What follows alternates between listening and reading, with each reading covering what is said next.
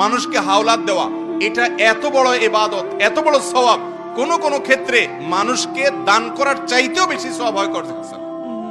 কিন্তু আমাদের সমাজে আজকাল কর্জে হাসানা আছে, লোন দেওয়ার সিস্টেম আছে। এই না থাকার একটা কারণ হলো যারা লোন নেয় তারা একবার নিতে পারলে আর ওই লোকের চেহারাটাও সে দেখতে রাজি। দোকান থেকে বাকি খাওয়ার পর অন্য দোকান থেকে ঘুরে ঘুরে নগদ খায়, ওই দোকানের সামনে দিয়ে আর হাঁটে না। এই চরিত্রের কারণে যারা লোন দিতে আগ্রহী তারা লোন দিতে চাইলেও দিতে পারে না। আর এই কারণে শুধু লোন না দিয়ে লোনের বিপরীতে গ্যারান্টি নিবেন। গ্যারান্টি কি? আপনি কাউকে 10,000 টাকা লোন দিচ্ছেন, তার মোবাইলটা গ্যারান্টি দেন, মোবাইলটা বন্ধ করে ডেস্কে আপনি ফেলে রাখেন, আপনার ড্রয়ারে ফেলে রাখেন, টাকা দিবা মোবাইল নিয়ে যাবা, কাহিনী শেষ। তাহলে সে ঘড়িমসি করতে পারবে না।